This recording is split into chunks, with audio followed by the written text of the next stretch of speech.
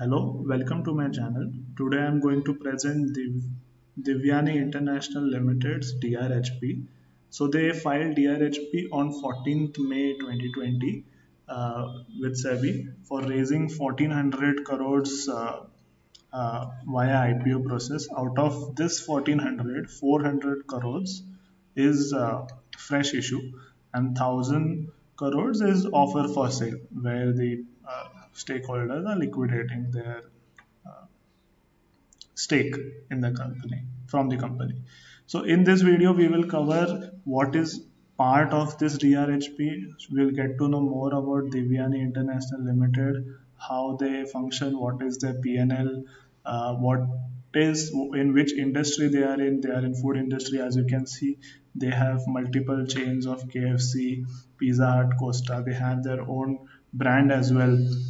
So all these points will be covered. They are into quick service restaurant segment of in part of food industry. So we will cover all these points and the industry related reports as well, which are part of this DRHP. Starting with their history, as you can see, they were incorporated in 1991 as Universal Ice Creams Private Limited, New Delhi, and then later on they changed their name to Divyani International Private Limited in 2000. So this is a quick timeline on their timeline of the company. Where 1992 they say incorporation, 1997 they have an agreement with PepsiCo and they start Pizza Hut outlets in North India. First they start in Jaipur.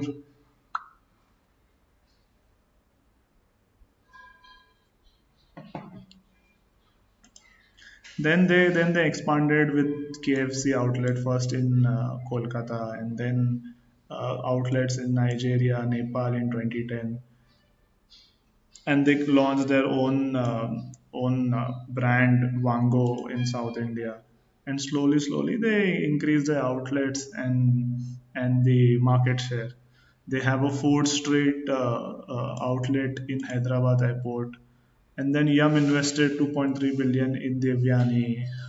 With industry overview first, what all reports they have covered about food industry and how it is relevant to Divyani International Limited, since they are part of QSR segment.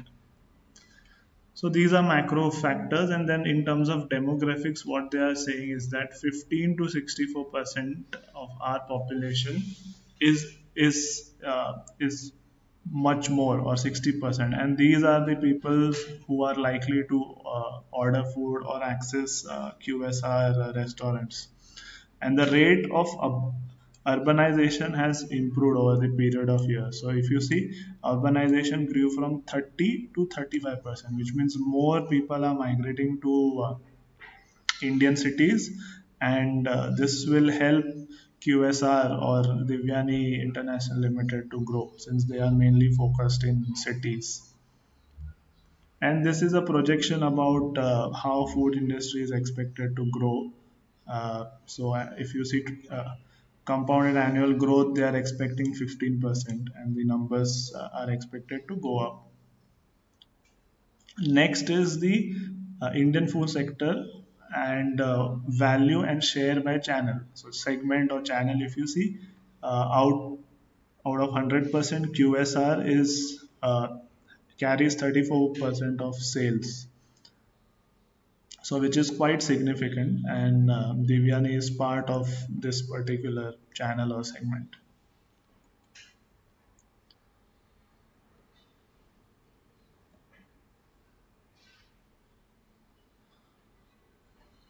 So yeah, this is one more representation where it's saying the expected to grow at robust rate in coming years. So this is the projection for 2025, and QSR is expected to grow more than 10%.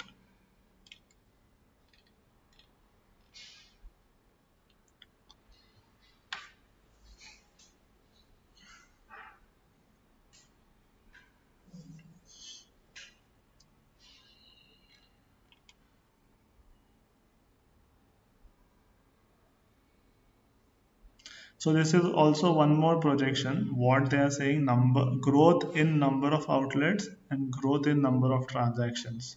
So combined QSR is more in the in the projected thing. So growth in outlets, let's say, is around 6 to 8%, and same growth in transactions will increase in the near future, is what the reports are saying us.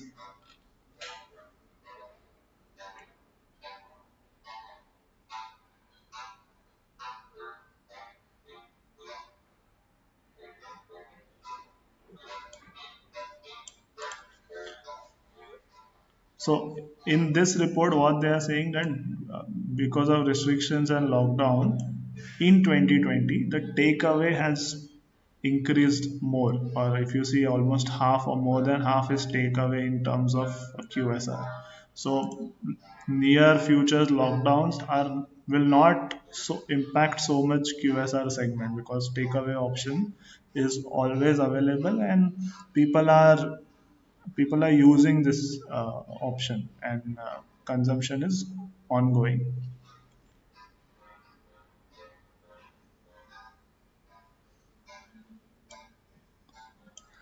One more report says that they see faster growth in chain operators than independent. So what they are saying is that the chains are expected to go grow at a faster rate. So in this case, Pizza Hut, KFC, Costa Coffee uh, are expected to grow at a higher rate. If you see, this is a report where they are saying chain for quick service restaurant are expected to grow close to 15%, and independent restaurants close to 13%. This is a very interesting point on COVID impact.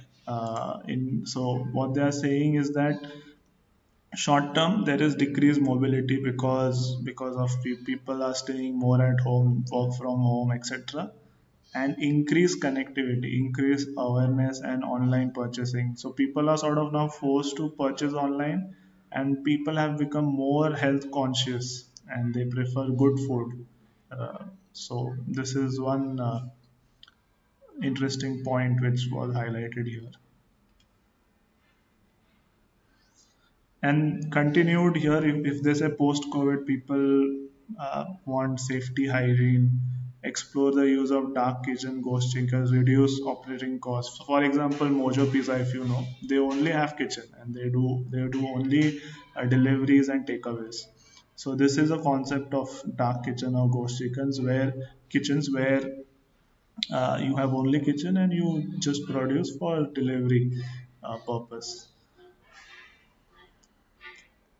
And then contactless payment, social media is very active now in digital. uh, and there is more recreate restaurant brand experience within home. This is already started, but these are certain reports with respect to food industry. And now people are and now this is one more on adaptation in terms of consumer preference.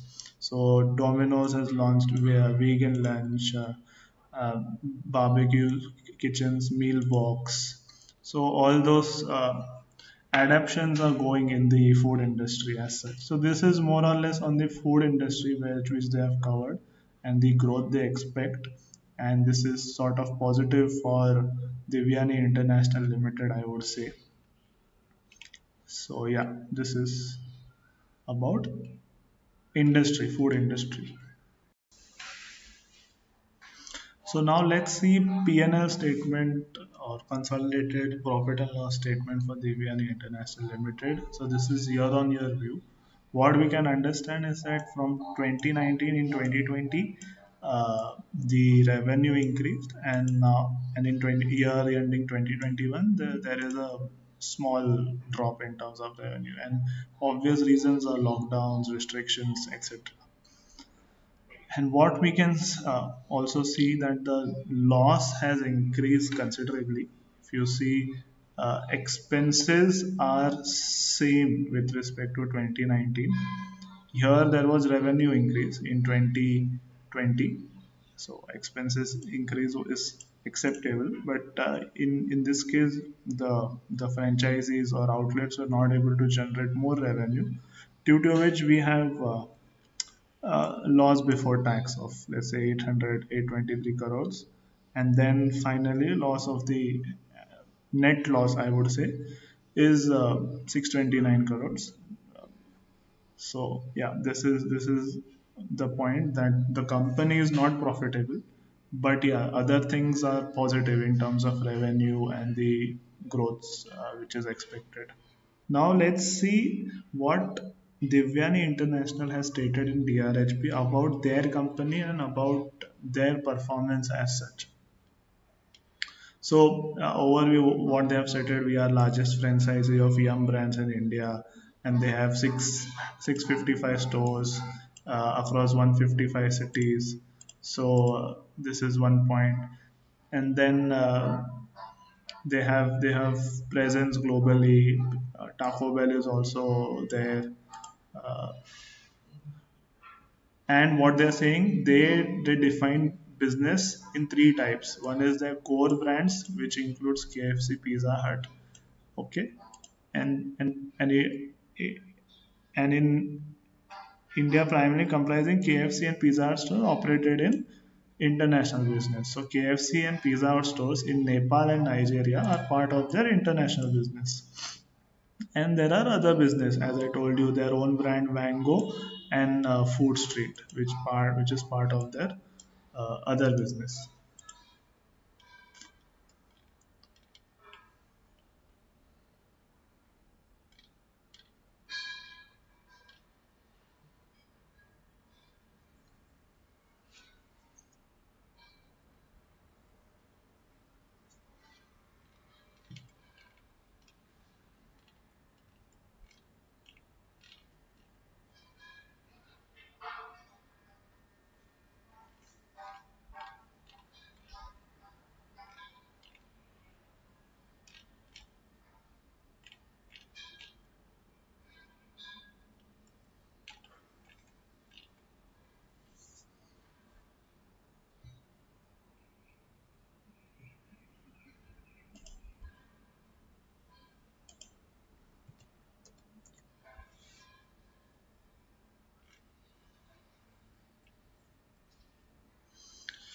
So here they have stated from core business, which is core brands as such, KFC, Pizza Hut, and Costa Coffee. How much is their earning? So core brands gives them 80%, 84% of their revenue, out of which KFC gives 56%, Pizza Hut 25%, and then Costa Coffee remaining 2%.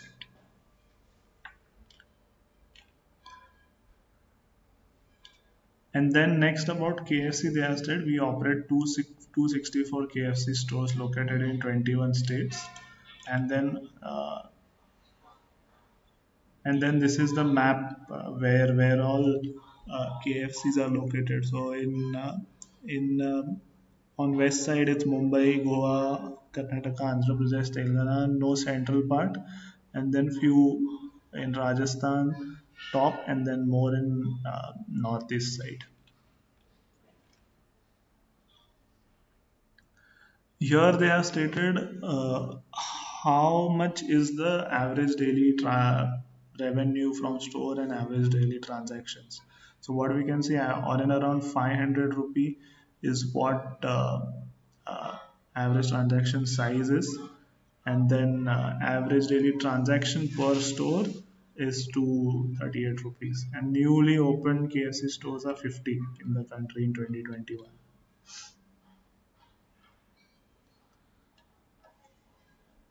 So this is about Pizza Hut. They are operating around 297, close to 300 Pizza Hut stores. And pizza, as you can see in the map, Pizza Hut is all over India. So as you can see, they have opened 57 new Pizza Hut stores in India. Now coming to Costa Coffee, what they are saying, they operate 44 Costa Coffee stores in 8 states, and this is how the store segregation is: few in Maharashtra, Telangana, Kerala, Rajasthan, Uttar Pradesh, very scattered, and the stores are also very less. What we understand is, see, average daily sales per store is 25,000, transaction per store is 68 rupee, and average transaction size is 350 rupees. And they have opened four new stores in 2021. So this is from international business. From the international business, 80% comes from Nigeria, 20% comes from